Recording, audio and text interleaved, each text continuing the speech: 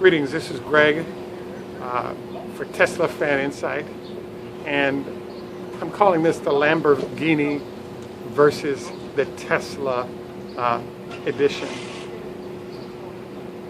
Greetings, this is Greg for Tesla Fan Insight. Bonjour, wie geht's? Wie stehst noch im Ausweinen? Zdravstvuyte. Ni hao ma. Mashlomcha. This is Greg for Tesla Fan Insight, and the talk I'm doing today focuses on the fact that, as you've all seen, and I'm putting in the thumbnail, there's a phenomenon that's been happening where Teslas have been going up against the fastest vehicles in the world and dusting them.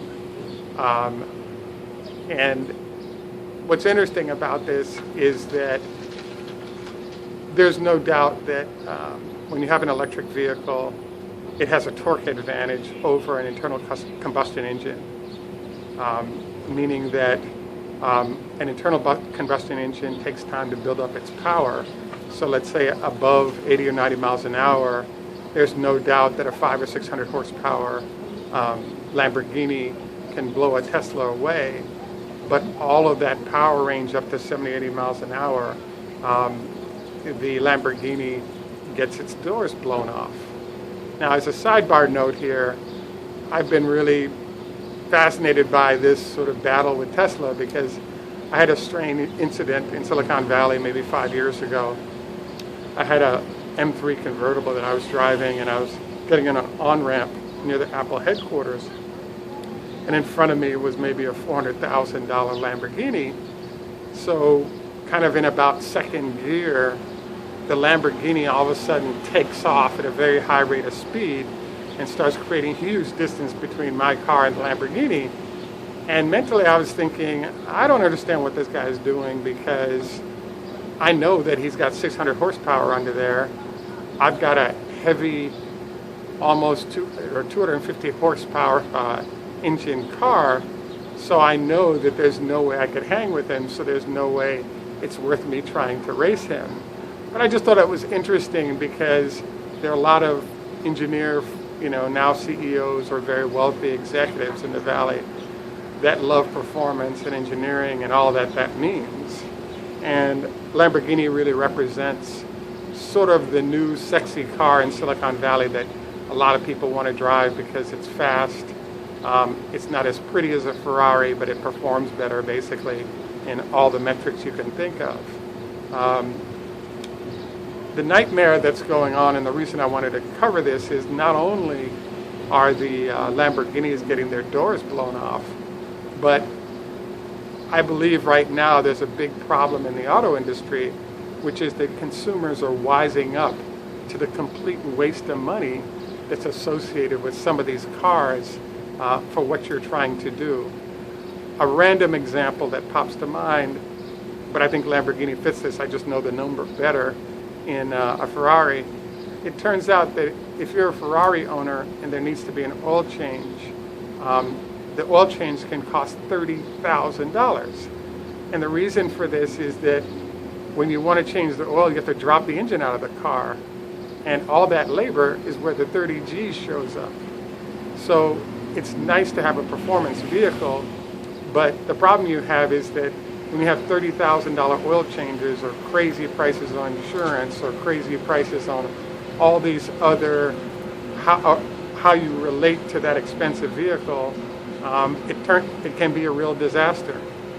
So I bring this up because when you look at that Lamborghini that I just described, if it has to deal with a Model S at the top end in ludicrous mode, the theory behind a two-seat sports car like the Lamborghini is that you're giving up a trunk, you're giving up functionality in terms of how high the car is off the ground. There are all these concessions that you pick up in racing that you're making as a concession to get the performance parameters that the Lamborghini results in, especially against, if you will, supercars. Well, guess what? In the Teslas, both the X and the S, they can blow the doors off the Lamborghini, and you get a back seat, a trunk, air conditioning, all these creature comforts that are terrific. So there's a whole bunch of people saying, why do I want to get a car that is crazy on costs and is getting its doors blown off by a four-door sedan? And I think the answer turns out to be that many people are changing alliances and moving over to the to Teslas because they recognize the value proposition is completely awesome.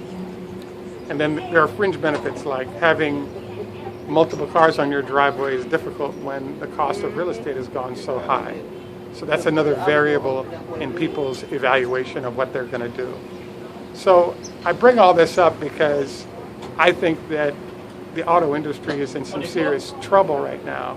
And the trouble is that I thought was really highlighted by, there's a commercial that came on regarding, I believe, a 600 horsepower Cadillac. And in that commercial, they reviewed the fact that, why would you put 600 horsepower in a Cadillac and have it on the streets? And the answer provided was because you can. What I'm fascinated by here is the fact that you can have 600 horsepower and you can also pay the insurance that it costs for 600 horsepower. You can pay the maintenance costs it costs for 600 horsepower. But when it comes to using those horses, you get to use it 1 or 2% of the time, because you can get that sucker rolling at 80 to 90 miles an hour comfortably in most parts of the United States. But 100 to 200 mile an hour jaunts in a car of that capability, which is basically a race car, is really limited in terms of destinations. So there are a lot of consumers paying large dollars to have performance parameters that they may or may not ever be able to use. So what this results in then is the consumers have started saying, look, if I don't have a way to use that power, why should I own it? I can rent it whenever that is that I may use that power, or go to a test facility to drive those cars. But having them on the road day to day is a disaster, especially with all the costs involved. And we aren't even going to mention the fact that, as you know, there's a phenomenon where the more miles you roll up on certain cars, you're even affecting the value of that vehicle. So, and part of it is obviously that there are certain highly expensive parts that wear out over time. So the less miles you put on it, the better off you are. So all this said, I just think there's a rolling disaster happening for ICE vehicles, especially expensive high-performance ICE vehicles, which is you have people like Tesla on one hand eating at the bottom end of that vehicle, eating out customers that might come after. The other problem you're having is there's some really good ICE vehicles using new technology that are being delivered that are offering racing performance, V8 engines and all kinds of beautiful attributes for under $50,000, heading for $40K. So why should people pay $300,000 for 2 or 3% more performance that you could never use? And then, as a sidebar, maybe final note, I was fascinated because there was a Jets player, New York Jets is a football team, who purchased a souped-up BMW M3, and he crashed it in a parking lot before even getting onto the road. I had thought that in the United States, cars going above 500 horsepower would start having mega accidents all the time, resulting in people having very high insurance, for one, which is already there because of the horsepower, but also the government's starting to say there are too many people crashing those vehicles, so we need to have a special license for those who are going to go above a certain horsepower count. And it turns out that the tickets people are getting and going to jail above 100 miles an hour is enough of a deterrent for folks with those very, very big engines, that's something that nobody has to worry about anymore. So to review, Yes, the Tesla can destroy Lamborghinis. There's car enthusiasts that won't be impacted by this. They love the cars and they'll still buy. But you already have low production runs of these vehicles, like a Lamborghini, and if 1/3 of those customers or a half of them start defecting to vehicles like Teslas, it could really shift the supercar era to a new zone where you no longer have people willing to spend the cash to go after the supercars because they just really wanted to have that car that blows the doors off competitors, and that's no longer available because of vehicles being delivered like Tesla. And the embarrassment is, why spend all that money and all those extra costs when you can get a Tesla? And because there are only 17 moving parts in a Tesla engine, you know, the repair costs are extremely low, and you exceed all the performance parameters that you can use on those super vehicles. So I now see why, for example, in Europe, Tesla has been beating the big European names in sales for wealthy customers. So all the pollution stuff, all the savings on gas, etc., are not a big deal for very rich people. But it's interesting. Thanks for the time. Please like and subscribe. This is Greg for Tesla Fan Insight. Look forward to our next conversation.